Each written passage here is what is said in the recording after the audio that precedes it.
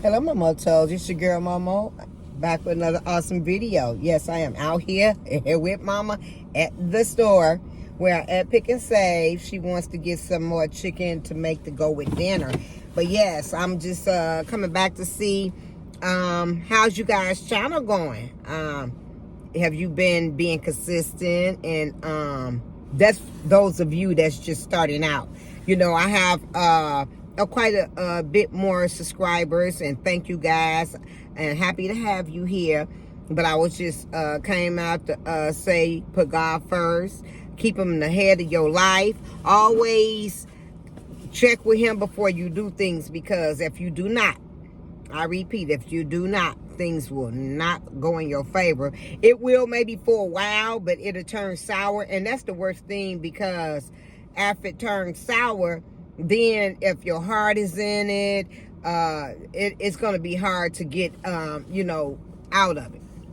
But basically, God wants you to put him first. You know, we have a jealous God. And if you don't put him first in everything you do, you know, then, you know, you just blocking your blessings. So basically, like, say for instance, how people just get on YouTube, TikTok, Instagram, play their video games, binge on eating, be on the phone all the time, talk about people, you know, just whatever you put before God, that is your God.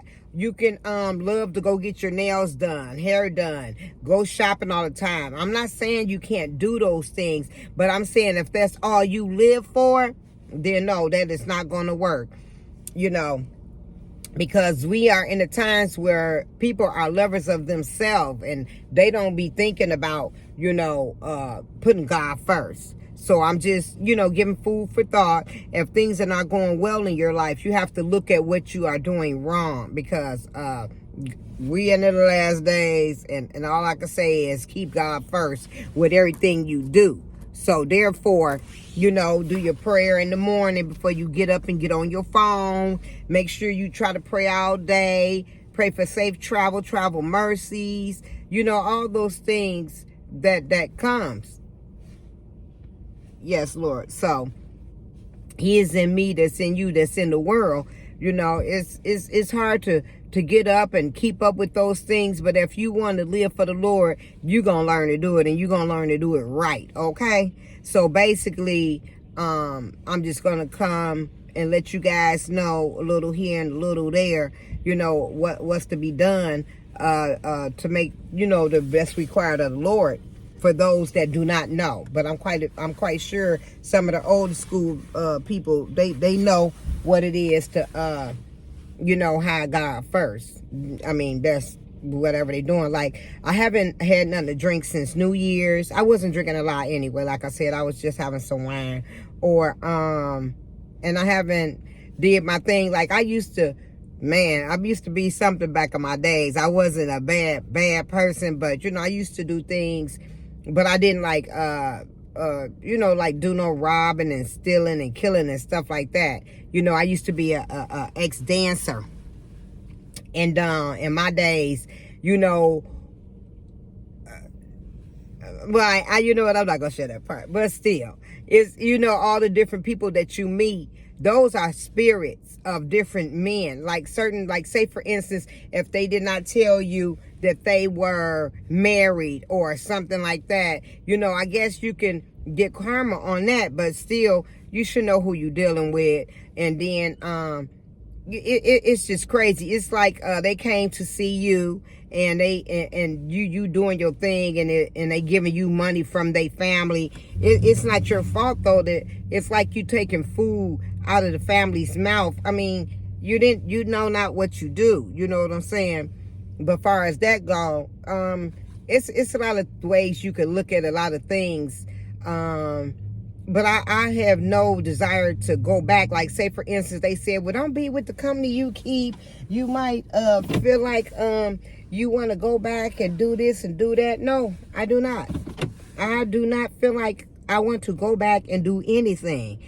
I understand I could do what I want, but I'm not going to do it. Like, say, for instance, how people be like, girl, You be in this relationship, he done dogged you out, and you all sad and stuff, and you just don't, I'll say, don't want to give him up. And they be like, well, you need to give him up, and because he don't mean you no good. I understand that they are your friend, and they don't want to see you hurting. But it's not the point of they can't tell you what to do and how to do it, because they not the one that's in love.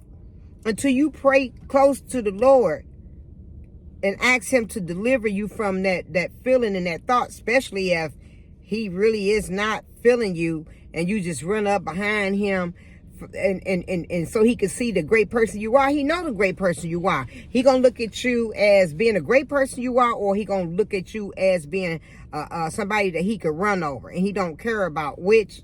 Oh, he gonna pay some deep karma for that.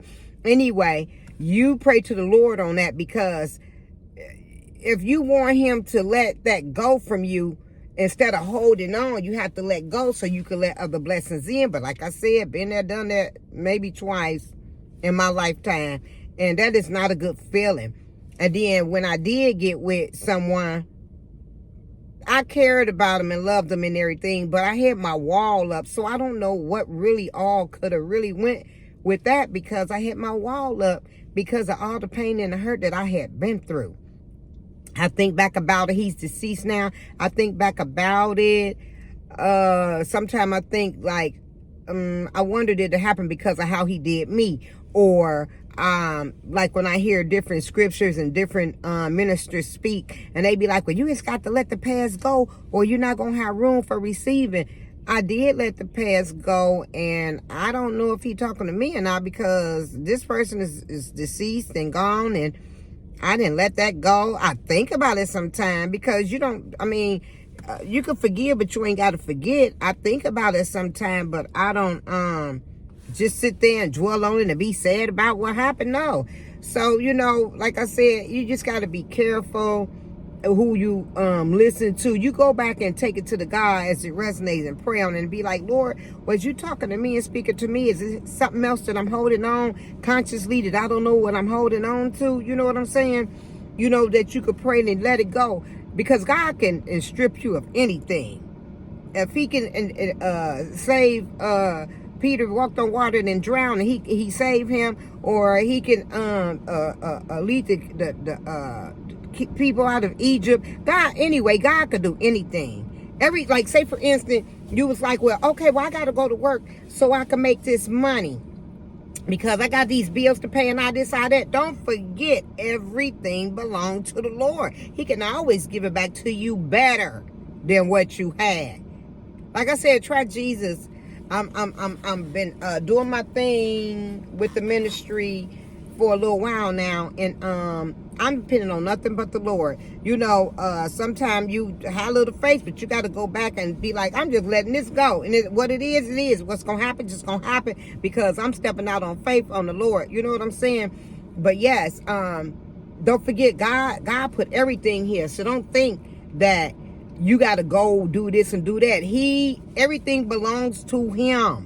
He could give it to you 10 times, 50 times better. So don't ever think Lord gonna take something from you and not give back. He gonna get back 10 times better. He can put you, say for instance, you've been living your life and you be feeling like, well, I just been held back because I ain't been doing this, doing that. But when you get with the Lord, he could put you back up 10 feet. And you'll be like, well, dang, you know, how did all this happen? And he could make a way out of no way. I know you guys know this. I know you guys know this. You better get into your Holy Bible and read it. You better get in it and read it. For those who do not, I repeat, for those who do not know the Lord, get in the Bible and do it. And if you put him first, honor thy father and acknowledge him in all things you do in his righteousness, and he will give you all the desires of your heart. Okay? You can take it how it resonates, take it how you want to do it, but always acknowledge him first, and he will give you anything that you want. Just give it a try. It's not going to be easy, because it's a lot of things that I stepped in, got a little weary, and be like, we know, well, Lord, dang, I'm learning more and more deeper things every day. And for things that you want, you just got to put on. That's in the book Habakkuk, you put on plain paper anything you want and everything that you want the Lord to give you, and you got to put it in plain where you can so he can understand. You know what I'm saying? What it is that you want. But long as you doing right in the word of the Lord, it's gonna come to pass. It might not be when you want it, because some things he don't give you right away because he might think that you're not ready for it yet. I'm sorry, I'm looking for mama to come out the stove. He might not give it to you when you want it because he might feel like you're not ready. Like I'm still waiting for a lot of things, and I'm just waiting on the Lord, okay?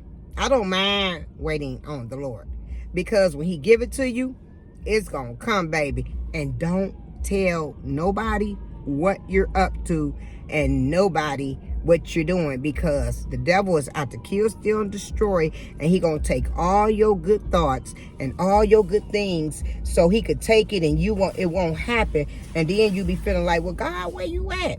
That's because you done told everybody, and the devil is taking it, you know what I'm saying, and making it feel like he's not there. God is not there, but God is always there. You know what I'm saying? He gonna always be there. So don't ever just let him know. Put him in remembrance of his word. Tell him, Lord, that you said you would not leave or forsake me. He is not people. He is not people. People will leave you in a split second. They will leave you for another. But you know what? The grass is not greener on the other side. Soon as they get over there, they're gonna have some hay.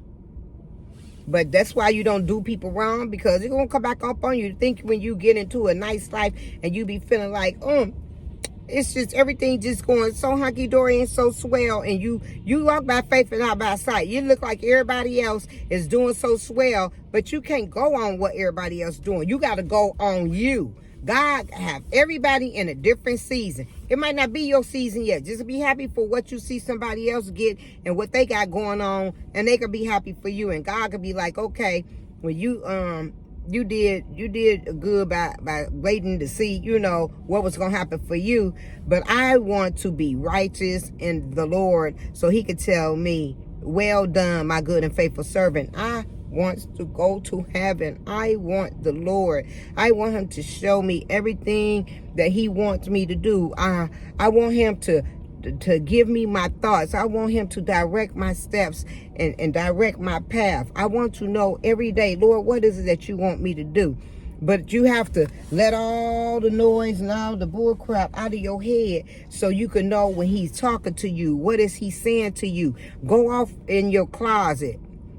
That's what a lot of people do. But if you don't want to go in the closet, just go in your bedroom and get the kids a snack. Tell them to leave you alone. Go in your bedroom so you can talk to the Lord about his word. One thing you need to do, if you're not doing it, teach your children how to pray to the Lord. Teach your children about God, so you could be really blessed. Because if you instill that in them while they are young, it will be all good. But like and subscribe to my channel. Leave a comment.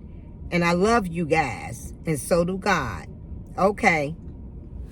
Share this video.